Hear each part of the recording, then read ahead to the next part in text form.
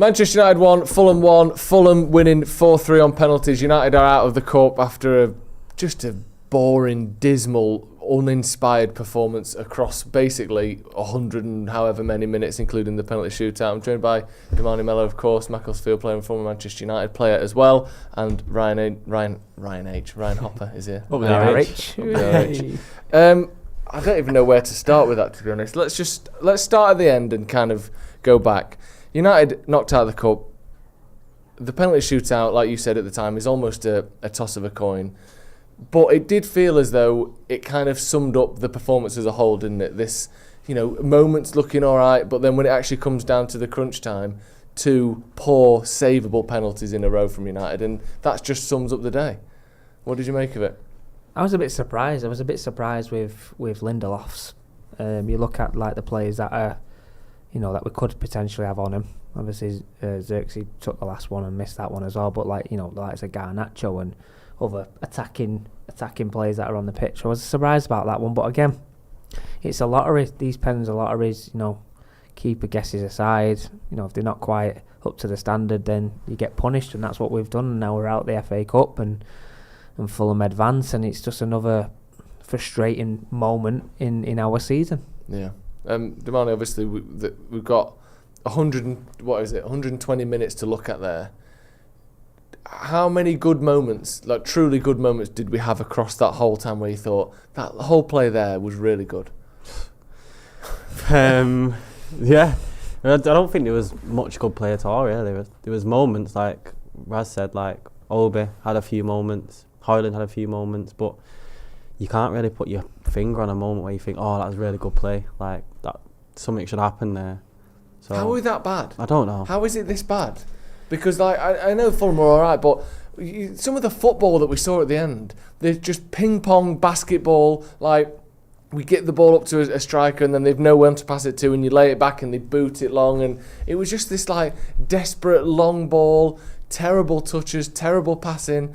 It was just the standard of play was absolutely awful today from United, wasn't it? Yeah. How is it that bad? Like, these are top level professionals. How are we playing like this? I think the style over the past 5 or 6 games has been like that, Joe. I think we're very direct, we're very reliant on set pieces. Like we're saying there, while the game's going on, we just need someone to relax the game, take the sting out of it. When you're under pressure, relax, just connect little passes, recycle things, don't force things. The game's over 90 minutes, you can pick your moments. Yeah. You know what I mean? If you're under the cosh, relax relax yourself, keep possession of the ball, and take the sting out of it. Because Fulham will, again, it's natural, they'll get tired, they'll get frustrated, and the control swings back towards us. I just don't think, again, the long ball, the hot potato kind of approach where you just want to get rid of the ball. It's like, just relax. You're all good players, relax. Yeah. It's frustrating as well, because like United, they're such a massive club, and you just don't know what to expect on the day. Like, you turn up to the game, you think, right, realistically, Fulham, you think, right, we should have a good chance of beating these. But then you watch the game, you're like, fuck it, like, what's going on here? Like, what is actually going on? I don't know how. We're laughing because it's almost like, I don't want to say we're used to it, because that still felt like I was still getting annoyed at what I was seeing. But I just like everyone that turns up is just better than us. Yeah, don't get me wrong, Fulham are a good team as well, but in Manchester United, you're speaking like this is a team what should be dominating the league and being up there, but at the minute, everything just seems like it's going wrong, doesn't it? Yeah, I mean, looking at the stats, it was the thing that Fulham led in was possession. They had 59% to our 41%, which straight away you think this is a manager that wants to play possession-based football. We are at home. We are Manchester United, whatever that even means anymore. But there's still, it's the biggest crowd in the country that they're playing in front of, so it must mean something. We've got some sort of stature.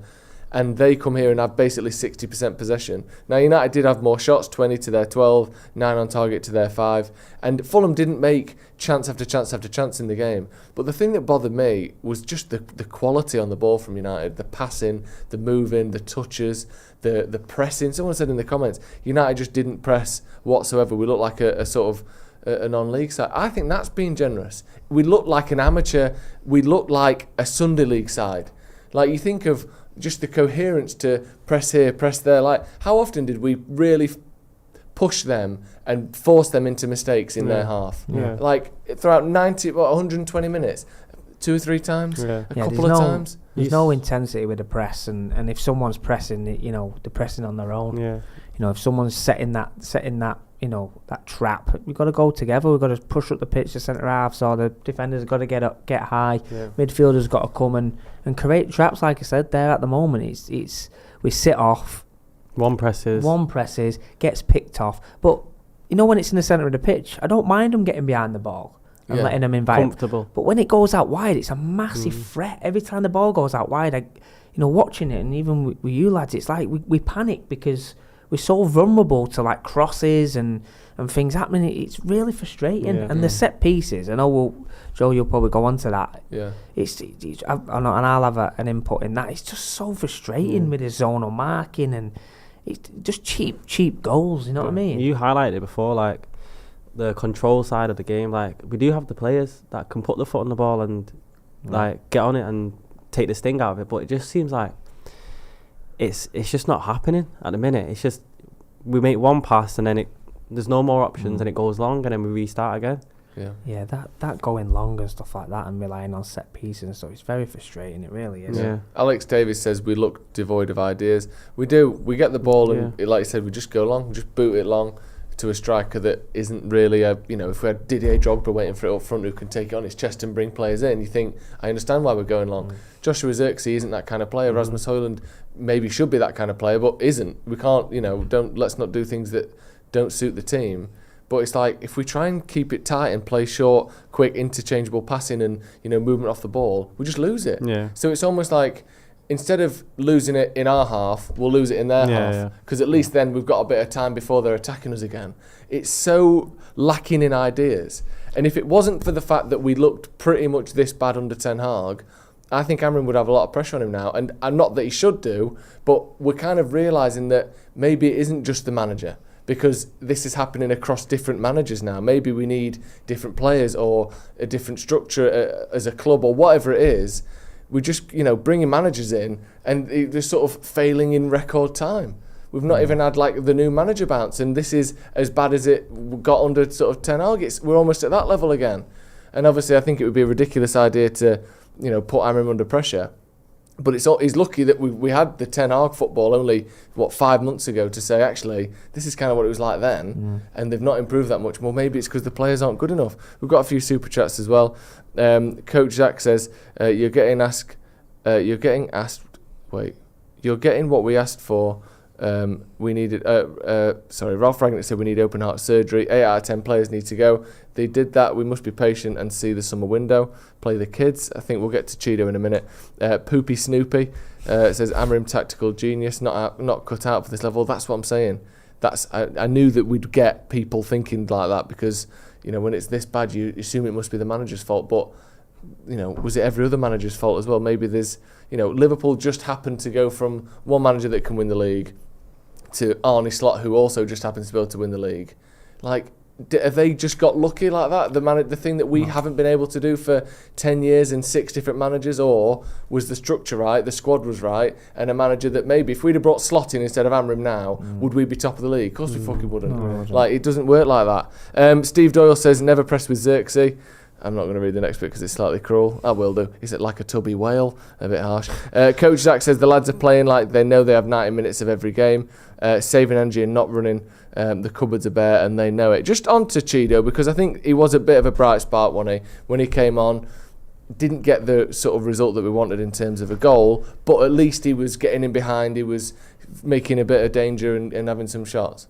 Yeah, he's young, so he wants to embrace the moment, and anything that falls within a yard of him, he's trying to get there. And from that, you can create your own opportunities, which he's seen. He had 3 chances. Maybe he should have done better with 1 or 2, but overall, he's created them chances out of nothing, really, hasn't he? Yeah. So it's good to see that he's getting in positions. So the more he gets in them positions, we said it, he'll start converting, won't we? Yeah, no, I think I don't want to dig people out, but Højlund, for example, he gets a lot of stick and to be honest, rightly so, in terms of creating your own chances or converting your chances, or lack of involvement. I think the young lads come on and sort of had 3 chances, first one for me, I think he should hit the target, try to be very honest and keep himself up rather than going down, potentially win himself a pen. But again, young, hungry, young man who wants to score goals, keeps himself up. Yeah, he'd be disappointed. And the second one, he probably should dink it over. Yeah. And the third one, he's opened his body up really well, and it's a great save. Yeah, but again, we can say, oh well, Højlund's not getting chances, or he's not doing this. Sometimes you've got to be in the right areas and have that instinct and create your own chances. And young boys come on and give a good account of himself. Yeah. And even his overall game, like you said, Joe, about holding people off. He's playing against the big man at the back, and he's a big strong lad, and he's holding him off and swiveling him, and again it's positive from him, and there's more to come from him. Yeah, I think he was a bright spark tonight. Obviously didn't get the goal that would have won us the game, but when he was on, I thought he could score at any time, which I don't always feel with our other strikers. Just sort of a look at the bigger picture then. We're so boring, aren't we? We're so rare that they ever get you to sit on the edge of the seat. Obviously, Damani, you're a professional footballer. You've been at Man United. You've been in dressing rooms and training pitches very similar, or these exact ones. What can happen between now and the end of the season? Can anything happen, do you think? Have you ever seen a team who's looked this bad for this long turn it around, or is it just let's just get to the summer and try not to embarrass ourselves too much? I think obviously no team wants to lose or want to put on a bad performance. Yeah. So I do think they can turn it around, and maybe hopefully performance come our way. But at the minute, it's just everything they're doing is just not working, innit? So they need to go back to training ground and have a look at, analyse, and that's all they can do, really. Yeah. So there's not a lot you can do, is there, really? Yeah. You've just got to hope. Maybe you get a bit of luck. Yeah. Maybe something happen where we get 2 or 3 goals in a game where we should have scored one, and let's say next week, for example, we've got Arsenal at home. Let's say somehow we win that 2-0. That can be a bit of a catalyst for confidence, because I don't know. Someone mentioned before about we let Anthony go, we let Rashford go. Then Mainu got injured, Ahmad got injured, Lissandro Martinez got injured. We had a bit of bad luck. A bit of bad luck and some injuries, and maybe letting people go who we shouldn't let go. I don't know if that's the case, because I think we had to let Rashford go, and Anthony wasn't doing anything at United. But not replacing him is probably the problem. Mm-hmm. And then now, tonight we had a point where we're in extra time in a game that we want to win, and if we want to make a sub, the only option is one of 2 goalkeepers. Yeah, that's not good enough. That can't happen, can it? No. Annoyed User 1 says, let's be honest, sacking Amorim will lead to higher ticket prices, paying for his severance. Probably the tickets go up to £75 a game if we do sack him. I'm a little bit lost for words, to be honest. I think it's just more of the same, and every single week it's so hard to come up with a new reason why we're shit and a new way to analyse it. It's just the same thing we've been seeing since, let's be honest, the start of last season. It's been these back and forth basketball games. You have a shot, we have a shot. Can't control the game, can't put any pressure on, no quality on the ball, no movement off the ball. The pressing is just disjointed and pathetic. It's what else did we expect? That's what it is every week. It's horrible. You don't know what to expect, though, do you? There's no identity, really, is there? No. Normally United are known for fast counter-attacking football, and at the minute it's just you're not seeing anything, really, are you? You said, Man United teams over the years have got you on your edge of your seat and exciting, and again, talking about if the manager, we shouldn't even be talking like that. At the end of the day, he's inherited this squad. He needs a window if he has the finances to go out and get the players that he wants. He needs for the system. And for the system that are proven in that system. Mm-hmm. And then be judged on that. At the moment, he's inherited the players, and let's have it right. Some of them players are not good enough to be playing. No. So it's so difficult. But it's even the bare minimum. You dissect the goal. Their goal, let's talk about that, because I know you wanted to mention that. I'm very passionate about this, because I think I get certain managers set up in different systems off set pieces and stuff like that, and go zonal, and I get it, marking areas and stuff like that. Yeah.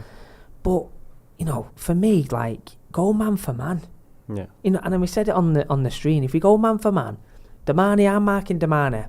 And I tell you what, Damani's not scoring. And if he does score, it's on you. They're looking at me. Yeah. They're looking at me and going, you know what, Rai, he was way off it there, and it's your fault that Damani's just scored and we're 1-0 down. It's as simple as that. With all this area stuff, is Mazraoui's marking an area, Batsy's got a run on him, so he's a good 10 yards off, because he's marking an area. That run Advantage. there, boom, done. He's easy on the instep, going to the ball. There's no he's way got you no can chance. match someone who's got a 5-6 yard run. Momentum's already going your way. He's got no chance. But if I'm the goal's you, Joe, and I'm side on and I'm looking at him, I can give him 2 yards. Yeah. Give him 2 yards. But I'll tell you what, he's not getting past me. He's not coming in here because I'm just going to put my body in and a little. And maybe that goal wouldn't have went in if it was like that. Yeah, no chance.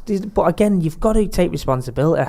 Yeah. The annoying thing for me is that they won 2 headers from that corner. Yeah. They won the first one. The ball bounces in the basically box. on the 6 yard line or between the penalty spot and the 6 yard line. Bounces up and then Bassey wins it. You think we've had the headers we could have won, the ball bounced on the floor we could have won, and the header at the back post we could have won. So it shouldn't have even got to the back post. Yeah, and by that point, like you said, then there's the conversation around zonal or man for man, which but then who do you look at there though? Who do you look at? Because who do you blame? If I'm dissecting that, it's gone into 2 zones. Yeah. So am I looking at that guy in the first phase, or I'm looking at both the of them. second one? I guess it's but both. Again, if you're going man for man and I'm tight, because in corners you're not going to give the man 2 yards. You're going to go tight. I'm going to touch him. So you're both making the run together. You're already there. Gets an advantage. Batsy ain't going to get past me. Damani's not going to get past me because I'm going to put my body in and I'm going to make sure if I don't get the ball, he doesn't get the ball. Yeah. Do you understand what I mean? And got to be proactive in these sort of stuff. We're 1-0 down. Yeah. It's a great finish from Bruno. If you talking about our goal, the outlet was always on the left hand side, and Dalot, he was very wasteful. But the one time that he did get his head up, pick out an area, very difficult finish from Bruno. Technically fantastic left leg finish across the keeper, really good. But it's like when Garnacho comes on, again it's that lift, direct, that lift and go again. Yeah. But it's so frustrating. It really is, and especially for the Reds that are watching it and are dissecting it like ourselves. It's very frustrating because we don't know what we're getting. We don't know the answer either. No, it's like, we can say all these things. There's probably, if you look at the wages of the people who are paid to try and fix this, from Amorim all the way up to, Dave Brailsford, you're looking at probably 20 million quid a year's worth of brains trying to sort this out, and no one can. And they couldn't sort it out under Ten Hag with him and his coaches and the people above him. At the minute, Amorim can't do the same. And we've got what, April, May, end of May, so you got sort of 2.5 months, 3 months, with March, between now and end of the season. If it doesn't get any better, the amount of pressure that will be on Amorim is absolutely unbelievable.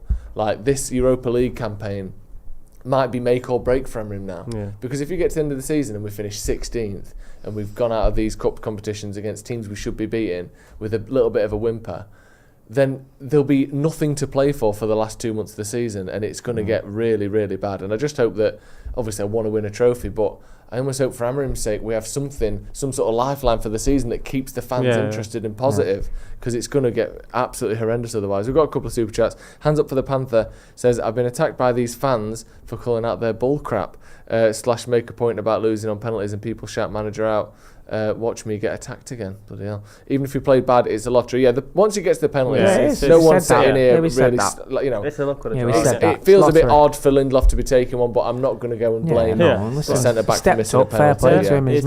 It takes a lot to step up. Yeah, exactly. Chris C says, Onana was so slow and wasteful, like we were 3 up. I mean, I will say about Onana, I thought he had a better game today than he has done recently. There was no clangers in there, a couple of decent saves as well. It wasn't world class by any means, but I wouldn't be, sitting here slagging off Onana for today. Right, I think we should call it a day there. United are out of the FA Cup, all on the Europa League now. Just want to see some improvement, don't we? Honestly, cheers, lads. A bit of a pleasure. Thank you so much for having us. Extra time as well. Cheers, Demana. Cheers, really appreciate RH as well. Loved it. Check out the link in the description as well. They've got a new podcast coming out very soon, chatting to high-profile professional footballers and people in and around football as well. Going to be fantastic. Get subscribed to that so you can be ready when the first episode comes out. Manchester United 1, Fulham 1. Out on penalties.